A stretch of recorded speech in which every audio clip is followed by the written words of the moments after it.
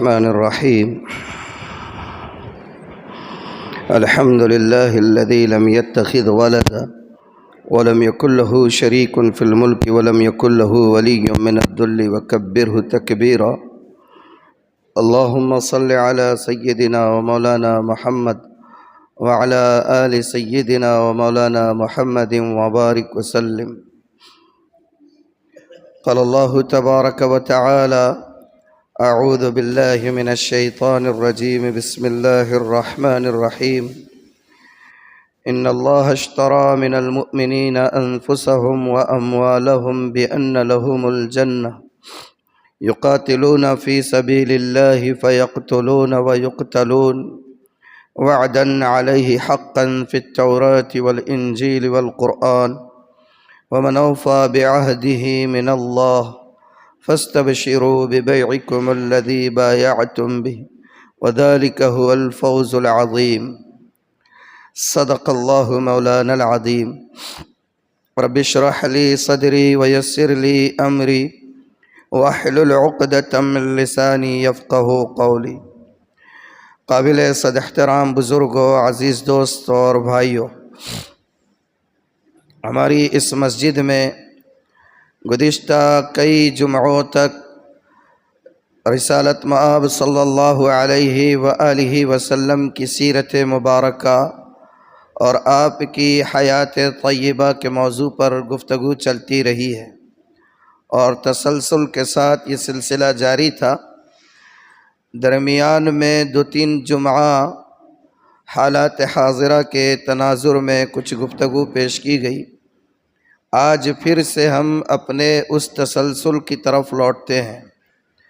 مجھے یاد آ رہا ہے کہ سیرت النبی کے اس مسلسل سلسلے میں ہم لوگ یا ہماری گفتگو جس لمحے تک پہنچی تھی وہ بیعت عقبہ اولیٰ کا سلسلہ تھا. پہلی جو بیعت جمرہ اولیٰ میں ہوئی تھی اس بیعت کا تذکرہ میں آپ کے سامنے کر چکا ہوں.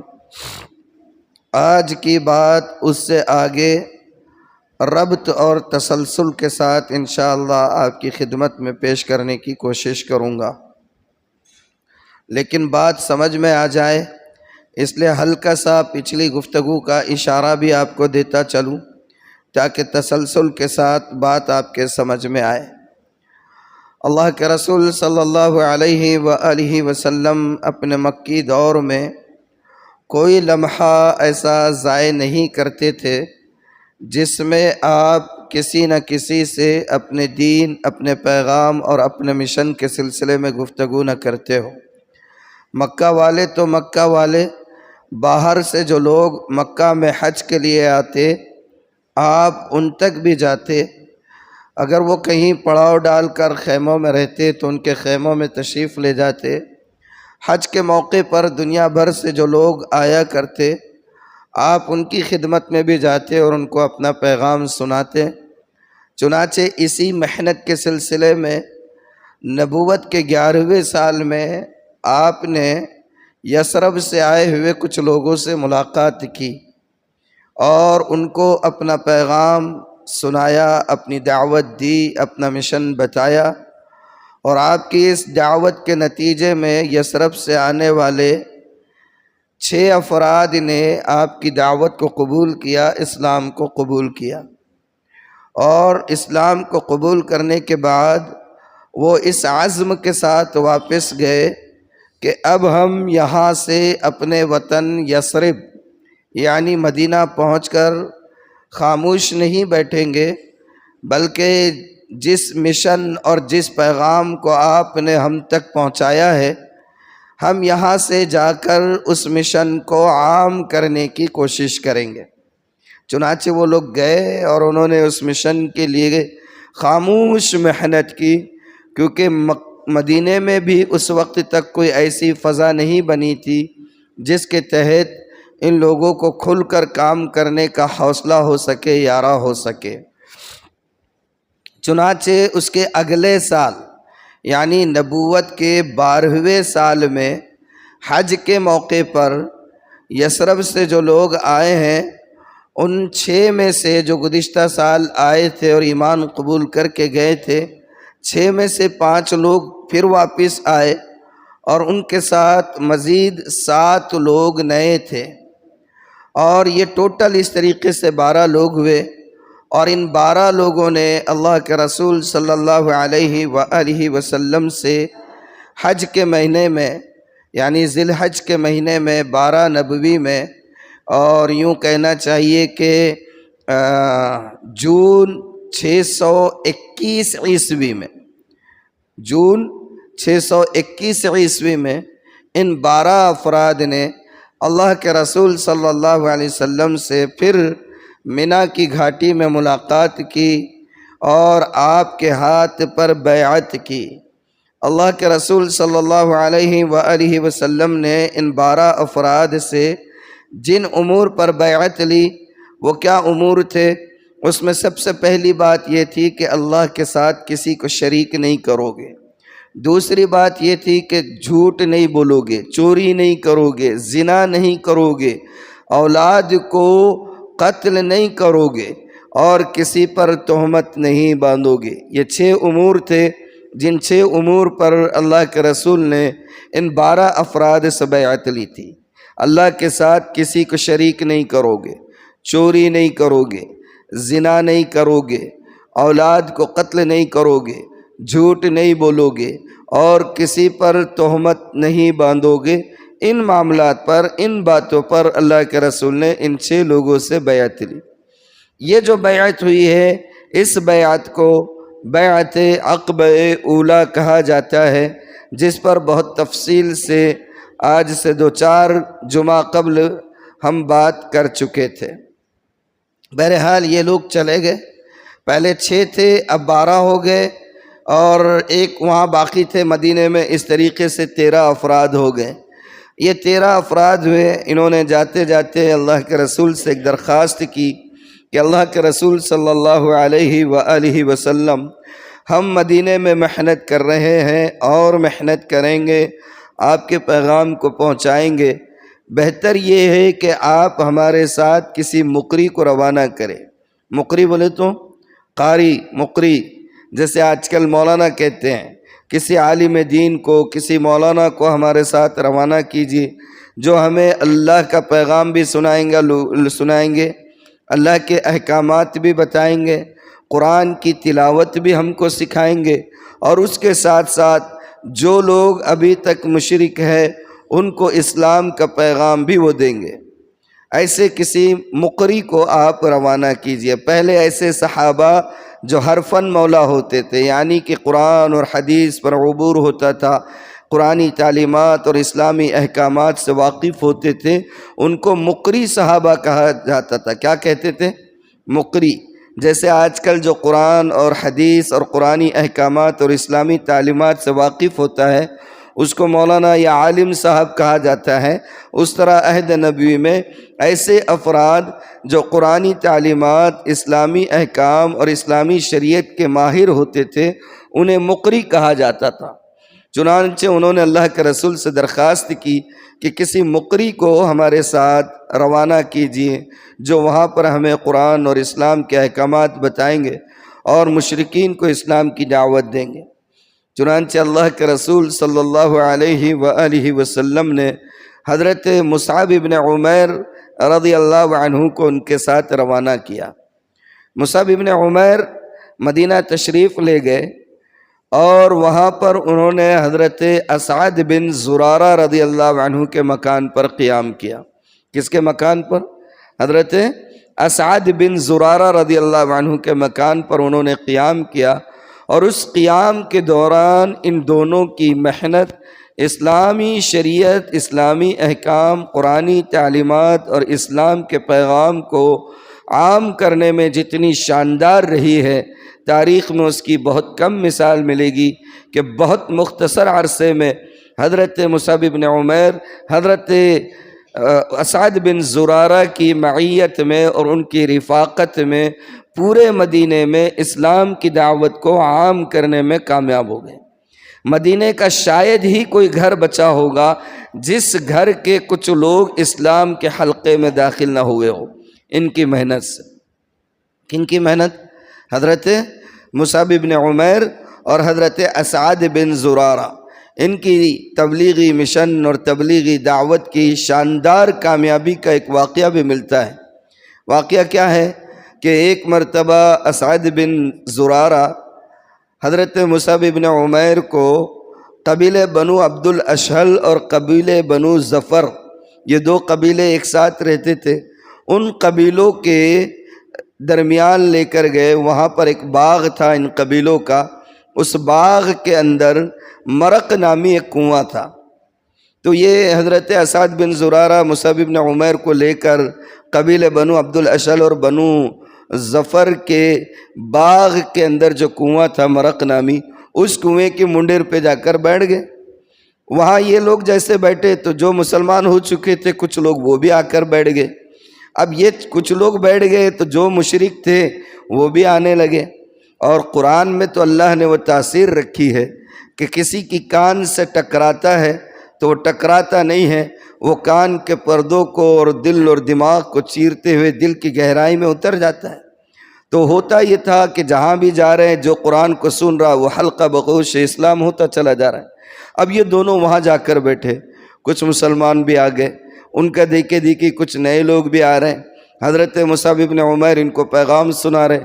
اب یہ دونوں قبیلوں کے جو سردار تھے یہ دونوں نے دور سے دیکھ لیے، ان کے نام تھے سعد بن معاذ اور اسید بن حضیر۔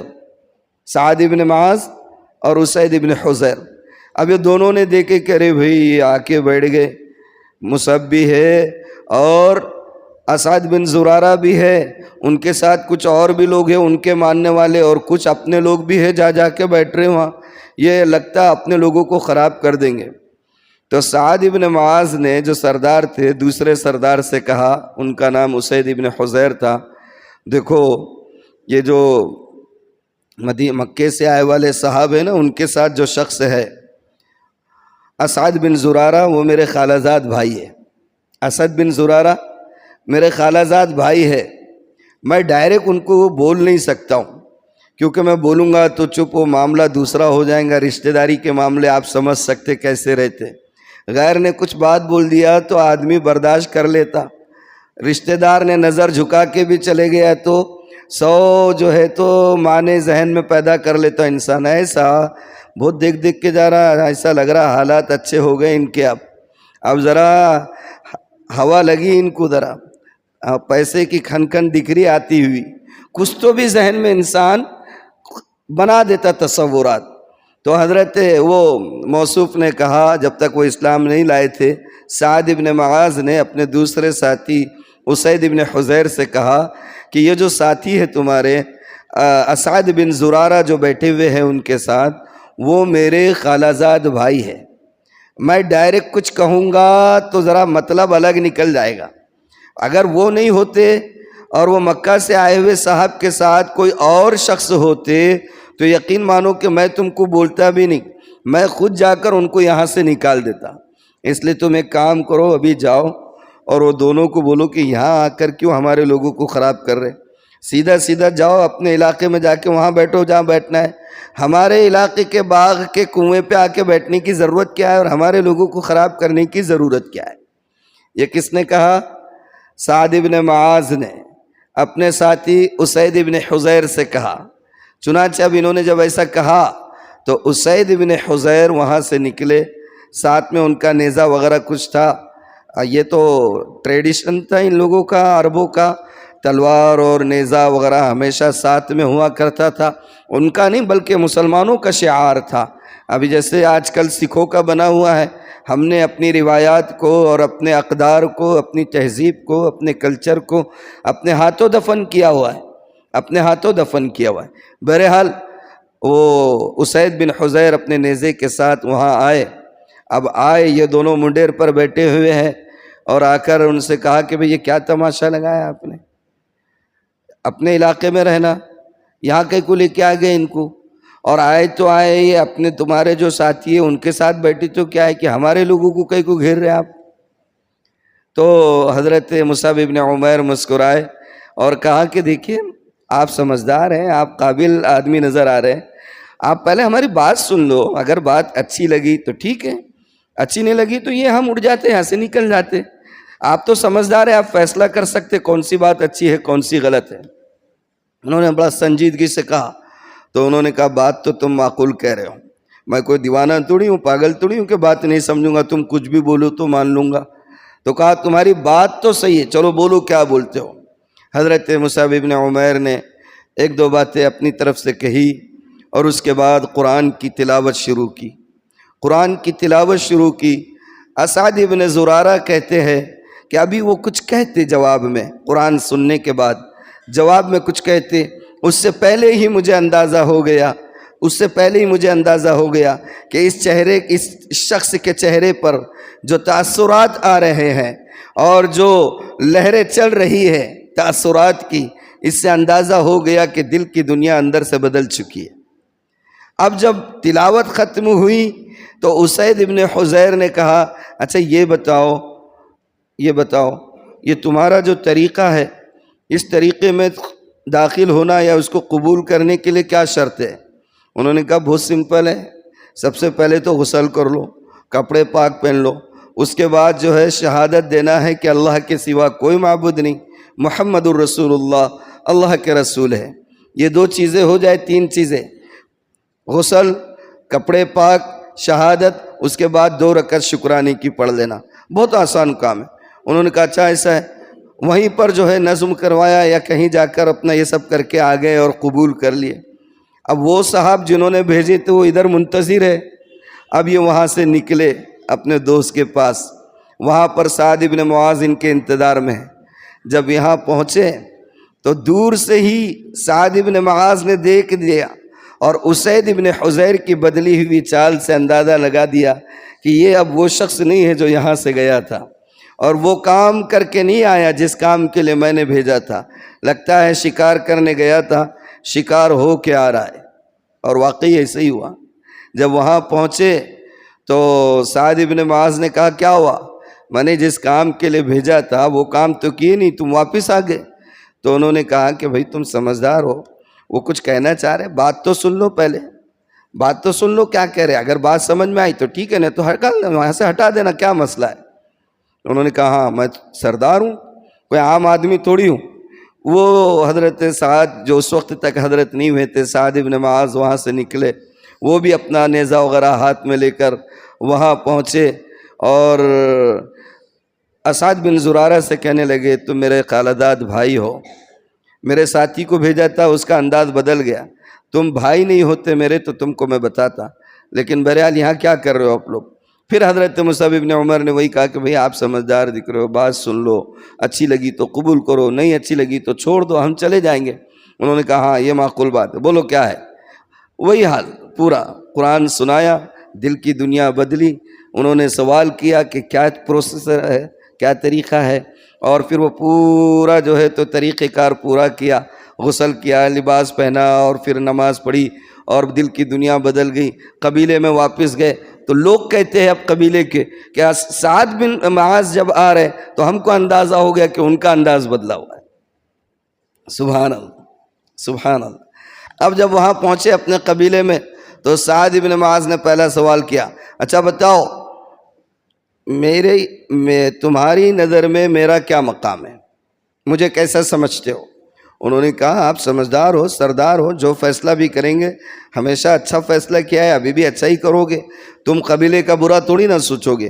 تو کہا کہ مجھے تمہارے مردوں اور عورتوں میں سے ہر ایک سے اس وقت تک بات کرنا حرام ہے جب تک کہ وہ اس طریقے کو قبول نہ کر لے جس طریقے کو میں قبول کر کے آیا ہوں۔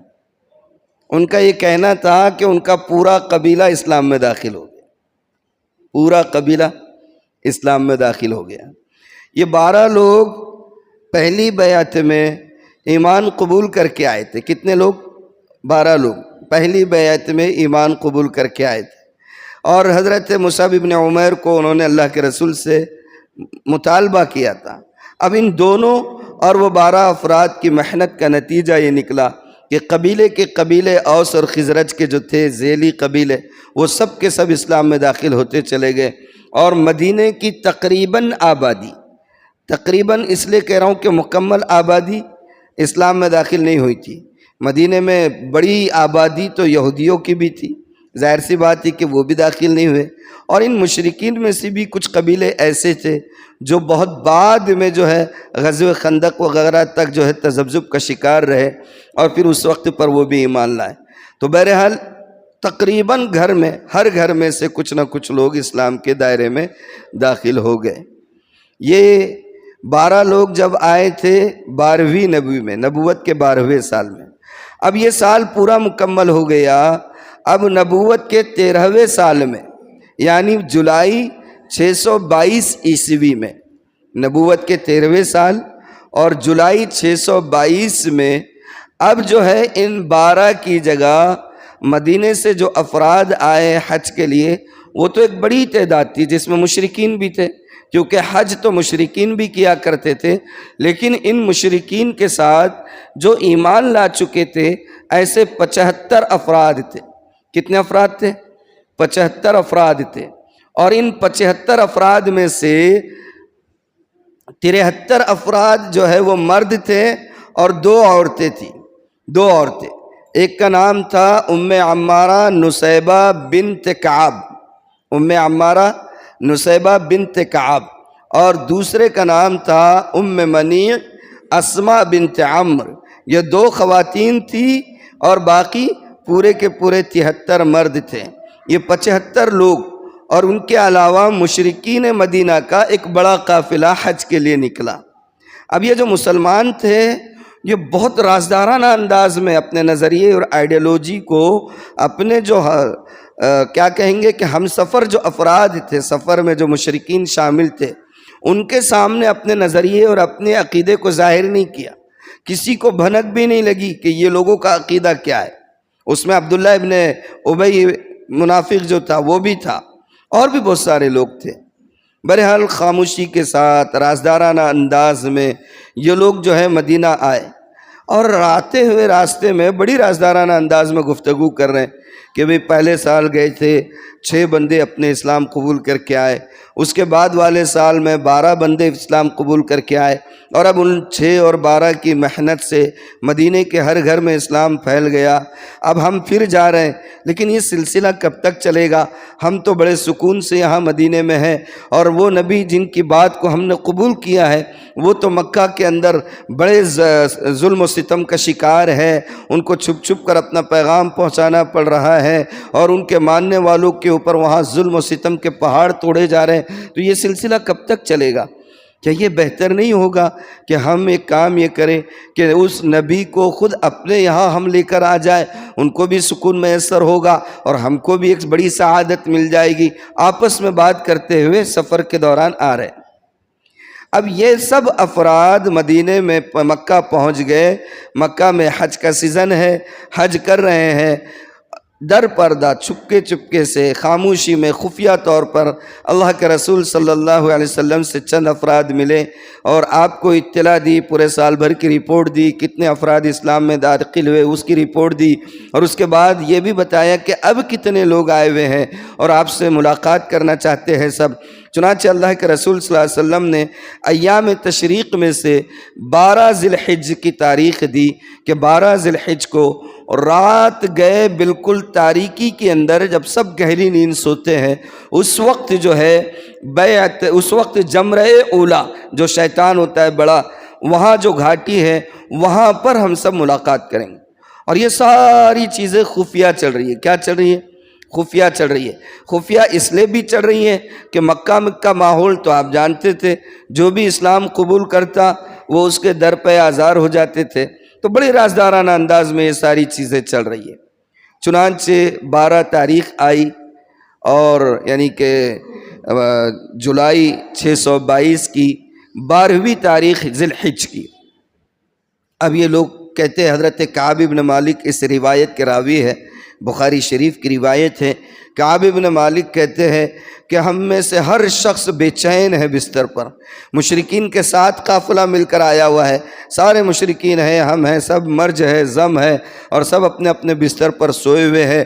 اور اس کے بعد 3/3 رات جب گزر گئی تو ہم میں سے ہر شخص ایک ایک کر کے خاموشی کے ساتھ دبک کر آہستہ سے، روایت کے الفاظ ہے جس طریقے سے چڑیا اپنے گھونسلے سے پہلے پیدل نکلتی ہے اور 2 قدم آگے چل کر پھر پیر پھڑپڑاتی ہے، پر پھڑپڑاتی ہے اور پھر اڑتی ہے، اس طریقے سے ہم بالکل خاموشی کے ساتھ دبک کر اپنے اپنے بستر سے نکلے ایک ایک کر کے، اور آہستہ آہستہ جو مقام طے کر دیا گیا تھا 3/4 رات گزرنے کے بعد وہاں ایک ایک کر کے پہنچتے رہے، اور پورے 75 افراد وہاں پہنچے ہیں۔ کتنے؟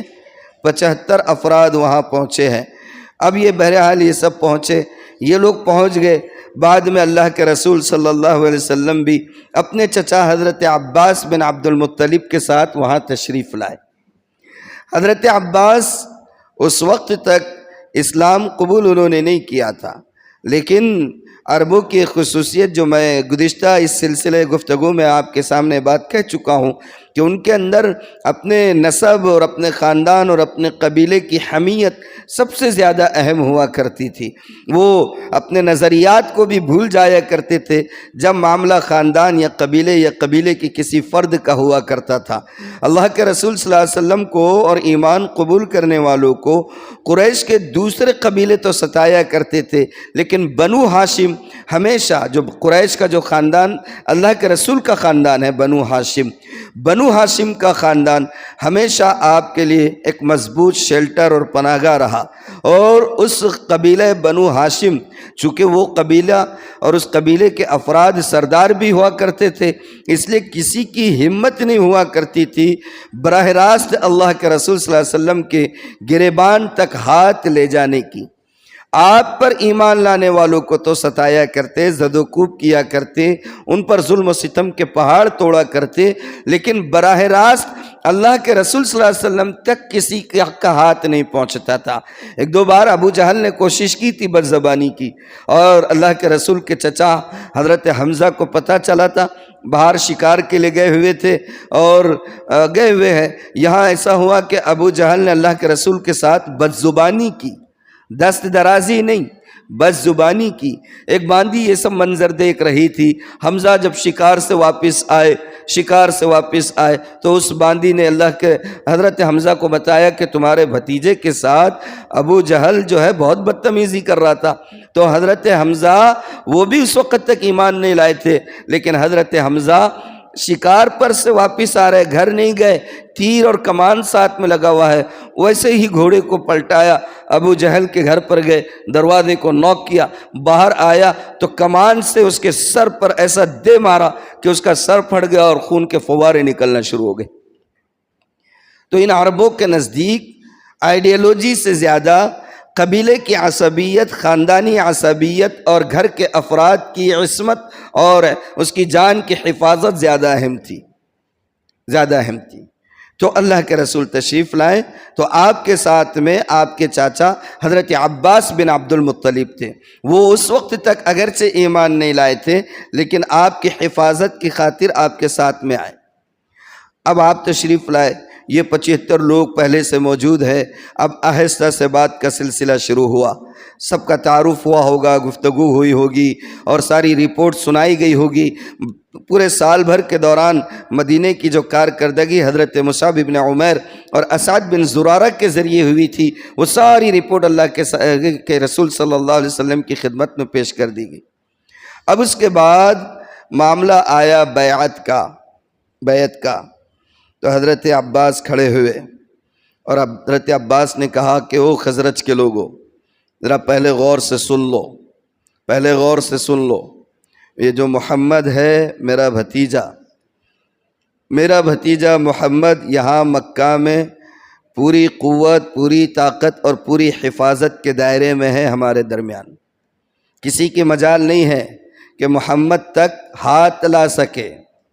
تم لوگ جو محمد کو ساتھ لے جانے کا کہیے صلی اللہ علیہ وآلہ وسلم، تم لوگ جو محمد کو ساتھ لے جانے کا عزم ظاہر کر رہے ہو اور ان کے ہاتھ پر بیعت کر رہے ہو اور اپنے ساتھ مدینہ لے جانا چاہتے ہو محمد کو صلی اللہ علیہ وآلہ وسلم، تو کچھ سوچا بھی ہے کہ یہ کون سا سودا ہے، کیا خطرہ مول لینے جا رہے ہو؟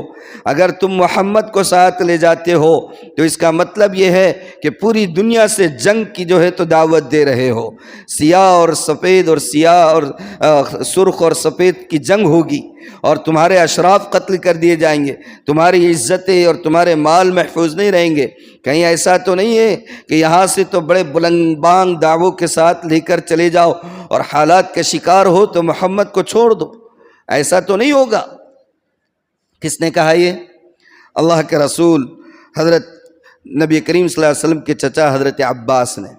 جب حضرت عباس نے کہا تو حضرت برا بن معرور جو مدینے سے تشریف لائے تھے انصار میں سے، حضرت برا بن معرور کھڑے ہوئے اور انہوں نے اللہ کے رسول صلی اللہ علیہ وسلم کے دست مبارک کو یوں پکڑا اور پکڑ کر کہا کہ اللہ کی، حضرت عباس کی طرف دیکھ کر، اللہ کی قسم ہم نبی کریم کی ہر اس چیز میں، ہر اس طریقے سے حفاظت کریں گے جس چیز میں، جس طریقے سے ہم اپنے اولاد کی حفاظت کرتے ہیں۔ قسم کھا کر کہا، آپ کا دست مبارک پکڑ کر۔ ابھی یہ کہہ رہے ہیں کون؟ برا بن معرور، کہ اللہ کی قسم ہم نبی کریم کی ہر اس طریقے سے حفاظت کریں گے جس طریقے سے اپنے اولاد کی حفاظت کرتے۔ ابھی ان کا یہ جملہ ختم نہیں ہوا، بات کر ہی رہے کہ درمیان میں جو ہے حضرت ابو الہیثم بن تیہان کھڑے ہو گئے اور انہوں نے کھڑے ہو کر کہا، اللہ کے رسول صلی اللہ علیہ وسلم ٹھیک ہے، ایک بات تو ہم کو بتائیے کہ ہم لوگ مدینے سے آئے ہیں، مصعب بن عمیر اور اسد بن زرارہ کی محنتیں ہیں، ہم نے آپ کے پیغام کو قبول کیا، وہاں سے چل کر آئے ہیں آپ کے ہاتھ پر بیعت کرنے کے لیے۔ لیکن اس سے پہلے میں ایک بات کہنا چاہتا ہوں، ہمارے اپنے وطن میں، مدینے میں، وہاں کے کچھ لوگوں کے ساتھ ایک پیکٹ ہے، ایگریمنٹ بنا ہوا ہے یہودیوں کے ساتھ۔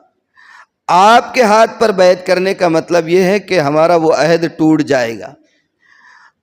کہیں ایسا تو نہیں ہے کہ اللہ اگر آپ کو غالب کر دے تو آپ غالب ہونے تک تو وہاں رہے، اور جب آپ غالب ہو جائے، دشمن آپ کے کمزور پڑ جائے تو آپ ہم کو چھوڑ کر پھر اپنے قبیلے اور اپنے وطن مکہ میں واپس آ جائیں گے؟ اللہ کے رسول صلی اللہ علیہ وسلم، دیکھیے صحابہ کی صاف گوئی کیسی تھی، جو ظاہر میں تھا وہ باطن میں تھا، جو باطن میں تھا وہ زبان پر تھا، کوئی لیپا چوپی نہیں، کوئی ہیپوکریسی نہیں، کوئی منافقت نہیں۔ جو بات سمجھ آتی اس پر عمل کرتے، جو بات سمجھ نہ آتی اس کا استفسار کرتے۔ یہی دین کی شان ہے، یہی دین کی شان ہوتی ہے۔ کیسا مزاج تھا، کتنے جو ٹوک الفاظ میں کہہ دیے، ہمارا پیکٹ ہے، ایگریمنٹ ہے، آپ کی بات کو ماننا مطلب یہ کہ اس ایگریمنٹ کو توڑنا۔ کہیں ایسا تو نہیں کہ آپ اگر غالب آ گئے تو ہمیں چھوڑ کر پھر اپنے قبیلے میں واپس آ جاؤ۔ اللہ کے رسول صلی اللہ علیہ وسلم نے جب ان کی اس بات کو، ابو الہیثم بن تیہان کی اس بات کو سنا تو پہلے تو آپ مسکرائے اور مسکرانے کے بعد کہا کہ تمہارا خون میرا خون، میری بربادی تمہاری بربادی، میں اسی بستی میں، اسی وادی میں جاؤں گا جس بستی اور وادی میں تم جاؤ گے۔ میرا جینا اور میرا مرنا اب یہاں سے سب کچھ تمہارے ساتھ ہے۔ کیا فرمایا آپ نے؟ اور آپ نے اپنی زبان کی لاج رکھی۔ فتح مکہ ہوا، سارے دشمن ڈھیر ہو گئے، سارے دشمن ڈھیر ہو گئے، کوئی آپ کا مخالف نہیں بچا۔ بڑے سے بڑا دشمن ابو سفیان دشمنی میں سب سے آگے تھے، لیکن وہ بھی رام ہو گئے، اور جتنے رام نہیں ہو سکتے تھے وہ بعد میں ختم ہو گئے، پہلے ہی ختم ہو گئے، فتح مکہ سے پہلے ہی ختم ہو گئے۔ جو رام نہیں ہو سکتے تھے وہ ختم ہو گئے، اور جو بچ گئے وہ رام ہو گئے۔ اب کوئی دشمن نہیں بچا، اور ملک جو ہے مکہ بھی فتح ہو گیا۔ لیکن اس کے باوجود اللہ کے رسول صلی اللہ علیہ وسلم نے جو وعدہ کیا تھا، جو زبان دی تھی کہ میرا جینا اور مرنا تمہارے ساتھ ہے، آپ فتح مکہ کے بعد انصار کے شاید دل و دماغ میں ہو سکتا ہے کہ سوال پیدا بھی ہوا ہو کہ اب تو مکہ فتح ہو گیا، ہو سکتا ہے محمد الرسول اللہ اب یہیں اپنے وطن اصلی میں رک جائیں گے۔ لیکن نہ، چند دنوں کے قیام کے بعد اللہ کے رسول پھر مدینہ تشریف لے گئے، اور مدینہ میں ایسے آپ نے اپنی زبان کی لاج رکھی کہ صبح قیامت تک کے لیے اب آپ وہیں پر آرام فرمائیں۔ کہاں ہے آپ کا روضہ اقدس؟ مدینے میں ہے، مکہ میں تو نہیں ہے نا۔ اللہ کے رسول صلی اللہ علیہ وسلم وہیں پر رہ گئے۔ اچھا، اب یہ سب باتیں ہو رہی ہیں، اللہ کے رسول نے یہ کہا، تو اب جو ہے یہ کنفرم کرنے کے لیے کہ جتنے آئے ہوئے ہیں، جتنے بلند بانگ دعوے کر رہے ہیں، جو بڑی بڑی باتیں کر رہے ہیں، اس پر قائم بھی رہیں گے یا نہیں؟ ایک صحابی اٹھ کر کھڑے ہوئے، حضرت عبداللہ ابن رواحہ کھڑے ہوئے اور اپنے ساتھیوں کی طرف نظر اٹھا کر کہا کہ ذرا سن لو میری بات، جس چیز پر آپ، اللہ کے رسول سے کہا انہوں نے، اللہ کے رسول سے کہا، اللہ کے رسول آپ جس چیز پر چاہے ہم سے بیعت لے لیں، ٹھیک ہے، آپ نے یہ کہا کہ آپ ہمارے ساتھ ہیں، ہم بیعت کر لیں گے، اور جس چیز پر آپ کہیں گے اس چیز پر بیعت کر لیں گے، یعنی جو آپ کہو گے وہ ہم کرنے کے لیے تیار ہیں، لیکن یہ تو بتائیے کہ ہم بیعت کر لیں گے تو بیعت کے نتیجے میں ہم کو کیا ملے گا؟ ہم کو کیا ملے گا؟ آپ کی حفاظت ہو رہی ہے، آپ کو ایک مقام مل جا رہا ہے، اور اسلام کو ایک مرکز مل جا رہا ہے، ساری چیزیں ہو رہی ہے، ہم کو کیا ملے گا؟ ہم کو کیا ملے گا؟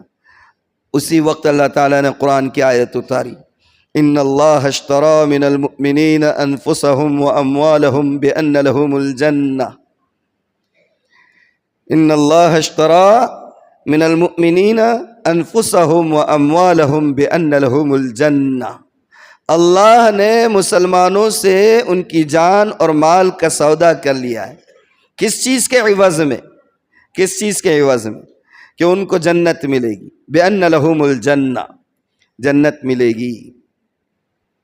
یہاں تک تو ٹھیک ہے، بہت اچھا لگ رہا، لیکن اللہ نے آگے شرط لگائی ہے، يُقَاتِلُونَ فِي سَبِيلِ اللَّهِ فَيَقْتُلُونَ وَيُقْتَلُونَ، اللہ کے راستے میں نکلتے ہیں، اور نکلنے کی وضاحت اللہ تعالیٰ نے خود کر دی، فَيَقْتُلُونَ وَيُقْتَلُونَ، قتل بھی کرتے ہیں، قتل کر دیے بھی جاتے ہیں، جہاد کرتے ہیں، اپنا دفاع کرتے ہیں، اقدام بھی ہے، دفاع بھی ہے، جہاد بھی ہے، قتل بھی ہے، مقاتلہ بھی ہے، یہ چیزیں پائی جائے گی تو جنت ملے گی، یہ چیزیں پائی جائے گی تو جنت ملے گی۔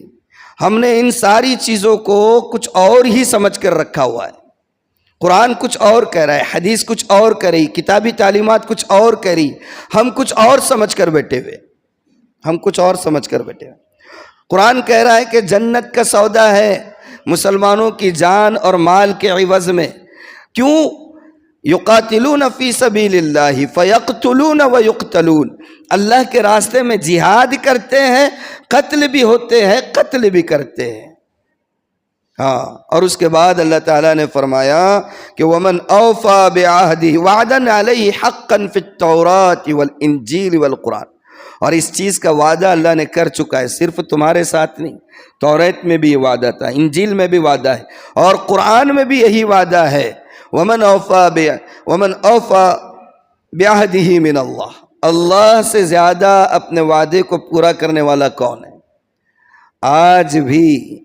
آج بھی ایمان کے تقاضوں کے ساتھ ہم چلیں، آج بھی مدد آ سکتی ہے، آج بھی مدد آ سکتی ہے، آج بھی نصرت آ سکتی ہے، آج بھی حالات بدل سکتے ہیں، لیکن ایمان کے تقاضوں کے ساتھ عمل کرنے پر، رسمی ایمان، رسمی محنت، رسمی جد و جہد، رسمی کوشش نہیں، ایمان کے تقاضوں پر پورا اترنا پڑے گا۔ قرآن کہتا ہے وَأَنْتُمُ الْأَعْلَوْنَ إِن كُنْتُم مُؤْمِنِينَ، تم ہی سر بلند رہو گے، تم ہی کامیاب رہو گے، کوئی تمہیں زیر نہیں کر سکتا، شرط یہ ہے کہ ایمان ہو، اور ایمان کے لیے اللہ نے کیا شرط لگائی؟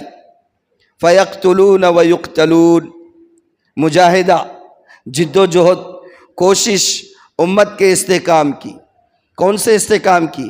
امت کی مذہبی استحکام کی، امت کے معاشرتی استحکام کی، امت کے معاشی استحکام کی، امت کے ہر طرح سے استحکام کی کوشش، یہ اصل محنت ہے، اصل محنت ہے۔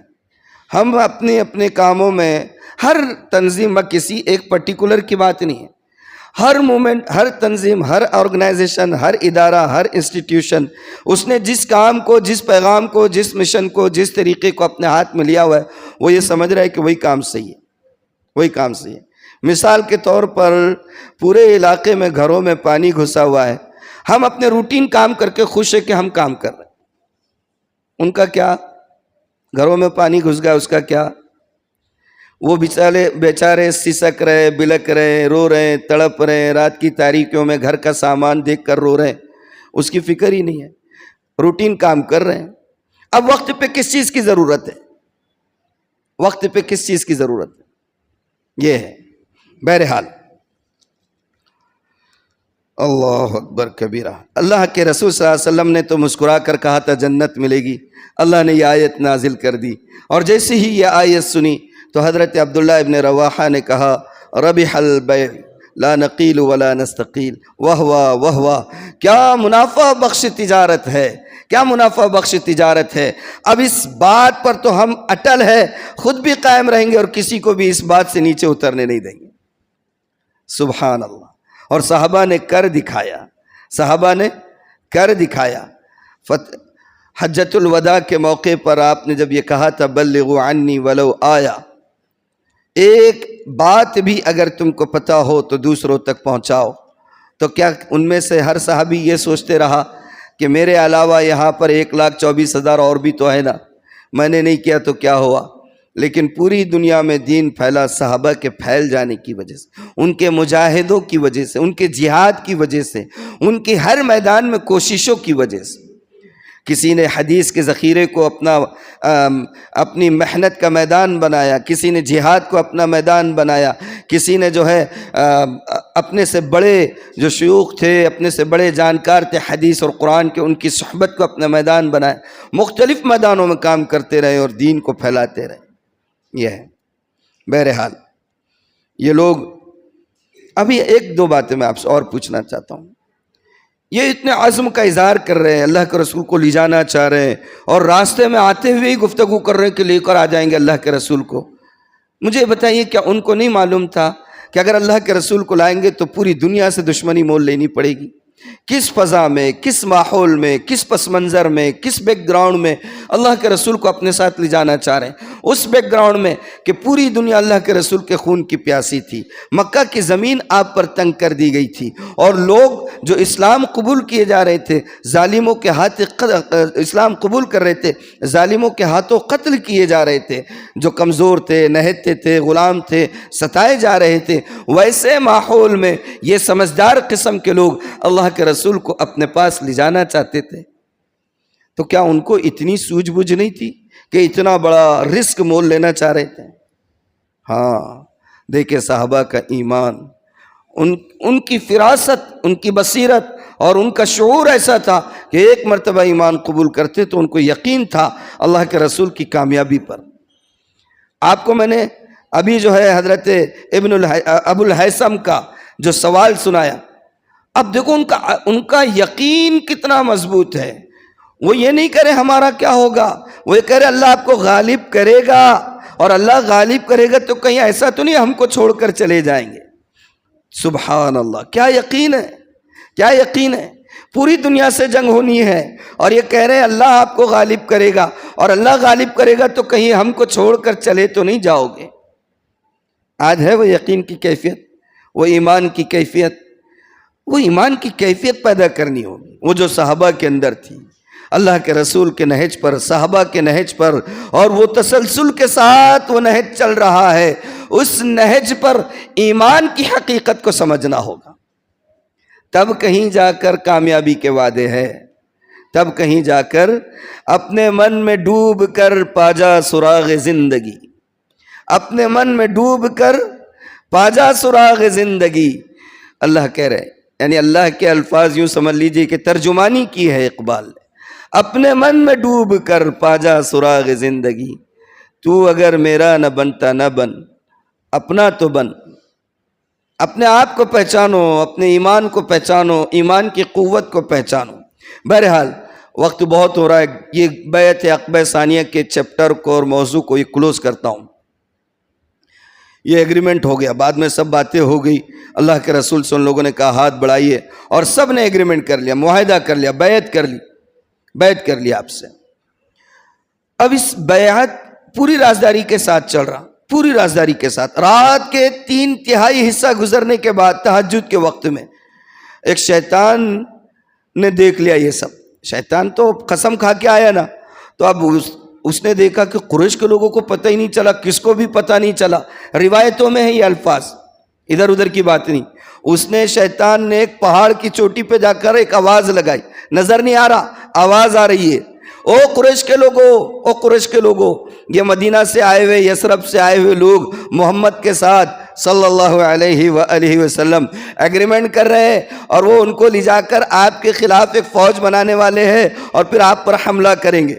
یہ آواز آئی, نظر نہیں آئے, شیطان نظر نہیں آیا. صحابہ نے جو بیعت کر رہے انہوں نے سب نے سنی. اللہ کے رسول نے کہا یہ شیطان ہے, اور آپ نے جدھر سے آواز آئی اس طرف اپنا رخ کر کے کہا, او خبیث سن لے, بہت جلد تیری باری آنے والی ہے. اب میرے کام کا دوسرا دور شروع ہونے والا ہے, بہت جلد تیری باری آنے والی. یہ جو صحابہ آئے ہوئے تھے ان میں ایک صحابی تھے عباس ابن عبادہ. انہوں نے کہا اللہ کے رسول, شیطان نے گڑبڑ کر دی, کچھ تو بھی ہوتا, اگر آپ بولے تو ہم جا کے خاموشی کے ساتھ در پردہ جنگ کی تیاری کر لینا. آپ نے بولے نہیں, کوئی ضرورت نہیں ہے. اب یہ آواز تو وہاں تک بھی گئی. اب یہ جیسی آواز گئی تو کچھ لوگ جمع ہوئے جلدی جلدی, ارے بھائی کیا چل رہا کہ کچھ تو بھی. تو سب مل کے کیا کرے, بڑے بڑے سردار, ڈاکو قسم کے, ظالم سنگھ, سب تیار ہو کے یثرب کے لوگ جہاں ٹھہرے ہوئے تھے وہاں پر آئے. یہ لوگ جا چکے تھے اپنے. اب آئے جلدی جلدی اور کہا کہ کیا چل رہا تھا, یہاں تحقیق کر, انویسٹیگیشن کیا چل رہا تھا. اب میں آپ کو پہلے بھی بتایا کہ مشرکین بھی تھے بہت سارے یثرب کے آئے ہوئے, اور رازداری میں معاملہ چل رہا تھا. مشرکین کو اس کی ہوا بھی نہیں چلی تھی بیعت کی, اتنی رازداری سے وہاں. اب وہ لوگ آئے مشرکین سے پوچھ رہے, مدینے کے مشرکین سے, تو انہوں بول رہے نہیں قسم سے کچھ بھی نہیں ہوا, قسم لے لو کچھ نہیں ہوا, قسمیں کھا کھا کے بول رہے. عبداللہ ابن ابی منافق وہ بھی تھا آیا ہوا, اور ان لوگوں کو معلوم تھا کہ مخالف ہے, تو اس سے پوچھے, اس نے بھی کہا رہے نہیں کچھ بھی نہیں ہوا, اگر ایسی کچھ ہوا چلتی تو سب سے پہلے مجھے خبر ہوتی, اگر ان کو کچھ کرنا ہوتا تو یہ وہیں مدینے میں ہی میرے کو بول دیتے تھے, اس لیے کہ مجھے سردار بنانے والے, مجھ سے کوئی راز چھپا نہیں رہ سکتا تھا. کیا خوش فہمی ہے اس کی, دیکھو خوش فہمی بھی کیا تھی. کہا کچھ نہیں ہے. اور جن لوگوں کو معلوم تھا یہ آنکھوں آنکھوں میں اشارے کر رہے, یہ 75 لوگ آنکھوں آنکھوں میں اشارے کر رہے کہ خاموش رہو, کچھ بولو مت, خاموش ہو گئے. وہ لوگ تحقیق کرے چلے گئے. جانے کے بعد اندازہ ہوا نہیں یار کچھ تو بھی گڑبڑ ہے, تو پھر پوری فوج تیار کر کے آئے. جب تک یہ قافلہ روانہ ہو چکا, پھر بھی تعاقب کیا, قافلہ نظروں سے دور گیا. صرف 2 لوگ جو ہے تو پیچھے پیچھے چل رہے تھے بیچارے, تو جلدی جلدی جا کے ان کو پکڑنے کی کوشش کرے, تو ایک اس میں سے چلے گئے, ان کا نام تھا منذر. حضرت منذر نکل گئے. سعد ابن عبادہ وہ پکڑے گئے. کون پکڑے گئے؟ ایسے ہاتھ پیچھے گردن کو بندھے یہاں, اور اس کے بعد ایک رسی سے انہی کے اونٹ کے کجاوے کو رسی بن کے ان کو مکہ لے کے آئے. مکہ لائے اور مکہ میں خوب زد و کوب کیا, ان کو مارنے لگے. ایک صاحب وہ کہتے ہیں کہ بہت خوبصورت نوجوان, بڑا اٹریکشن اس کے چہرے میں, اور بہت نور ٹپک رہا, ادھر سے آ رہا تو مجھے لگا کہ یہ ذرا اچھا آدمی دکھ رہا, انہیں آیا تو ذرا چھڑا دیتا کہ کیا ہے. حضرت سعد بن عبادہ کہتے وہ آیا, میں رسیوں سے بندھا ہوا, مجھے ایسا لگا کہ بہت نورانی چہرہ دکھ رہا, کچھ تو بھی ساتھ دیتا کہ کیا ہے کی. آیا اور آتے ہی منہ پہ تڑا تڑ رکھ کے جو ہے تو دینا شروع کر دیا. کہتے ہیں کہ تھپڑوں کی بارش کر دی میرے منہ پہ, اور غصے میں چلے گیا. اس کے بعد آہستہ سے ایک دوسرے صاحب آئے, کان میں بولے ارے بھئی یہاں مکے میں کوئی دوست ہے کہ نہیں تمہارا, نہیں تو تم ختم ہو جاتے. تو انہوں نے 1-2 نام لیے, کہا کہ یہ لوگ تجارت کو جاتے تو ہمیشہ میں ان کا حفاظت کا کام کرتا ہوں. 2-3 نام لیے. تو وہ شخص بھاگتا ہوا ان کے پاس گیا کہ مدینے کا ایک آدمی آیا ہوا ہے اور یہاں کے لوگ مار رہے سب ظالم سنگھ, ذرا دیکھو کون ہے وہ, آپ کے نام کی دہائی دے رہا ہے. انہوں نے بولے اس کا نام کیا ہے؟ کہا سعد ابن عبادہ. تو کہا ارے ہاں ہمارا تجارتی قافلہ جاتا ہے تو حفاظت کا کام کرتے ہیں. دوڑتے ہوئے آئے, ان کو بچایا, اور وہ اس طریقے سے ان کی جان بچی, اور وہ بھی جا کے جو ہے تو مسلمانوں کے ساتھ مل گئے. یہ جو پورا مرحلہ تھا, یہ مرحلہ ہے اللہ کے رسول صلی اللہ علیہ وسلم کی زندگی کی بیعت عقبہ ثانیہ, دوسری بیعت. پہلی بیعت وہ 12 افراد کی تھی, دوسری بیعت یہ 75 افراد کی تھی. یہ 75 افراد کی بیعت کو بیعت عقبہ ثانیہ کہتے ہیں. اب یہاں تک جتنی سیرت آپ نے پڑھی, یوں سمجھے کہ بہت مختصر سیرت تھی. یہ بہت مختصر سیرت تھی۔ اب یہاں سے اللہ کے رسول صلی اللہ علیہ وسلم کی حیات مبارکہ میں ایک نیا موڑ اور نیا رخ پیدا ہونے والا ہے۔ ہجرت کا سلسلہ شروع ہوگا۔ ہجرت کے بعد اسلامی سلطنت کو جو ہے تو موقع ملے گا، اور پھر وہاں سے احادیث کا ذخیرہ بھی جو ہے تو پھیلتا جائے گا، نقل کرنے والے بھی ہوں گے۔ تو اب یہاں سے سیرت بہت آہستہ آہستہ، بہت تفصیلی، بہت ڈیٹیل میں چلے گی انشاءاللہ۔ بات سمجھ میں آ گئی؟ اللہ تعالیٰ عمل کی توفیق عطا فرمائے، نبی پاک صلی اللہ علیہ وسلم کی زندگی کو جان کر اور آپ کی سیرت کو جان کر اس پر عمل کرنے کی توفیق عطا فرمائے۔ وآخر دعوانا